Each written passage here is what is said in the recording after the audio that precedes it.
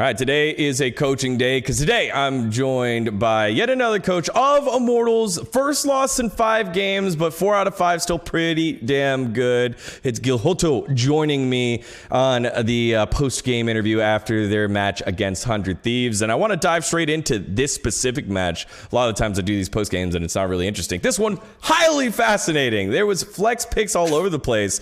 You flexed, they flexed, Lee Sin bot. What did you make of that whole draft phase? Was this something that you all had prepared for, or was this all like, tic-tac-toe on the fly, chess on the fly? Yeah, I mean, it was obviously a bit of preparation, but most of it was on the fly. We knew that they wanted to play Senna, but we always thought that every lane that is between Ezreal Karma will be good into Senna. And we knew obviously that the Lee Sin could go bot. We just knew that he couldn't go jungle.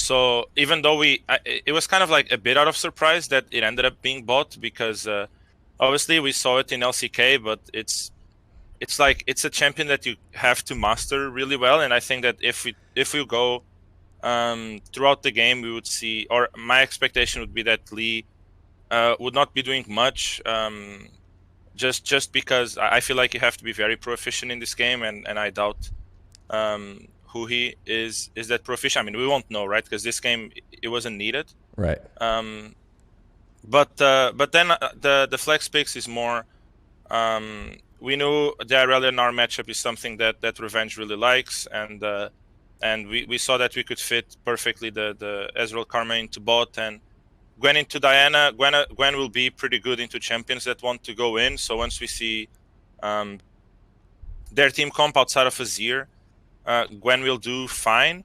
But yeah, I mean, it's just so whoever gets a lead early, the way that it's going to work is that the people that are supposed to go in just won't go in, and the carries will take over.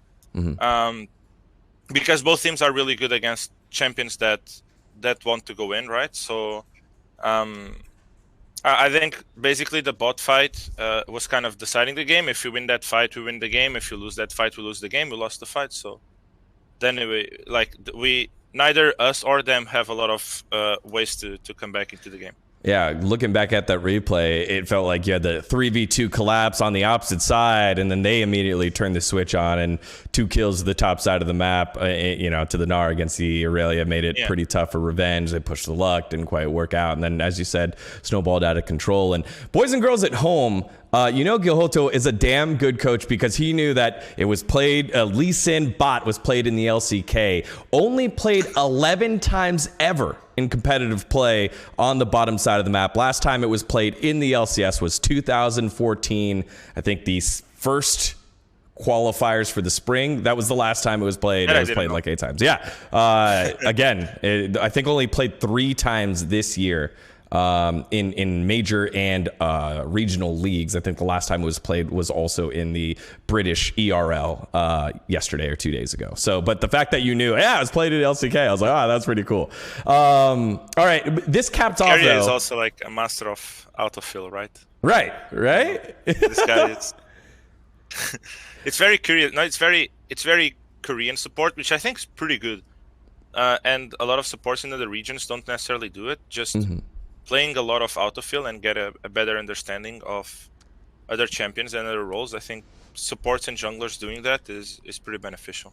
I had an interview with Fudge, and he said he'd been playing way more jungle to get a better understanding of his relationship with the jungle. So, there it is. Coaches and players on the right path here for growth here in North America. Now, this capped off a 5-game streak, a 4-game winning streak for you. This was your first loss in 4 games. What has been the big, and you are the 3rd place team in summer so far. And if you just take your summer record, what was the big switch between spring split and summer split?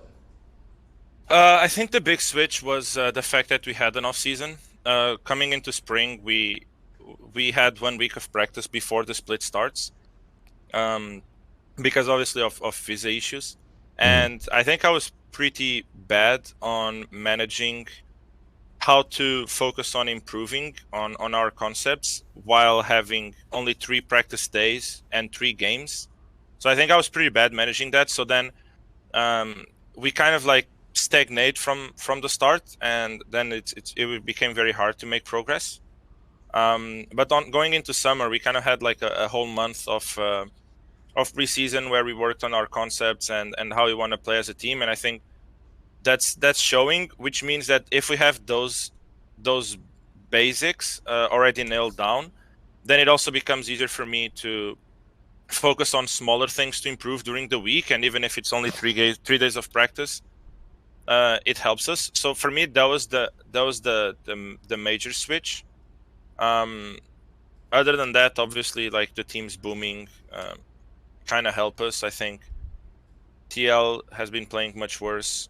I think C9 has been playing much worse. EG still EG, right? It depends on the day. And the teams behind us, I feel like Golden Guardian is just on a very tough spot because they come into summer with 3 wins, and that has to be a very hard mental spot to be in. Mm-hmm. And FlyQuest is just booming, and CLG it's also a coin flip. So I think we are still not at the level that I think we can be. But the main thing was we had a very good preseason, and that preseason gave us a big distance between us and the teams that are behind us, which means that also obviously made it close to the teams that are ahead of us. Also helps that you didn't make any roster moves with poor statements about it. And so I wanted to dive into that. Do you have a strong belief in a core 5 other than the one substitution that you stated, hey, this is reward for Pretty for doing well in Academy, and then unfortunately didn't quite work out. But like, is it a strong 5 or six-man roster kind of thing for you if there's a need for it? It's not a 6-man roster. It's curious that now some more teams are doing that.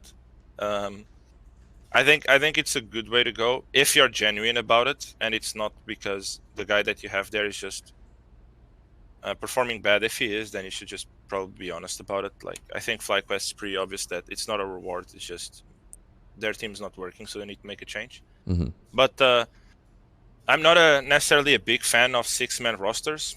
I think that there's not enough diversity in strategies to justify a 6-man roster.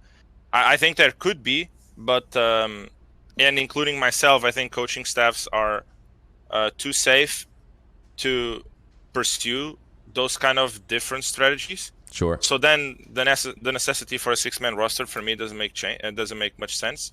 And I do take a lot of responsibility that since I had a big voice on selecting this roster, if I feel the need to make changes in the middle of the split, then I will blame myself a lot.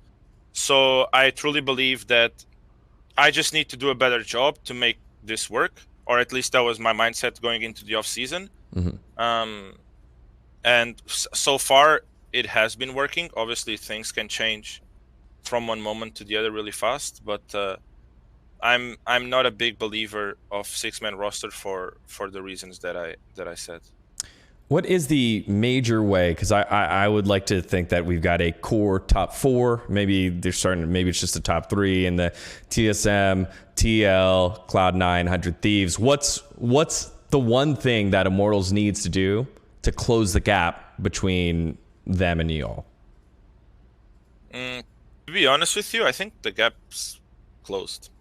Like, I don't see a big difference from us and current TL, or us and current TSM, or us and even current 100 Thieves.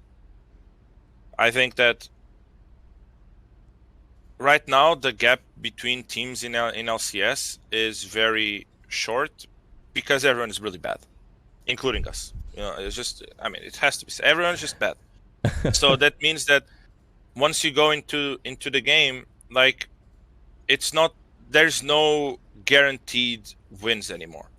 And that's where I mean that the gap is closed. We didn't come into today's game thinking that 100 Thieves would be favored, and we had no chance to win because we beat them last time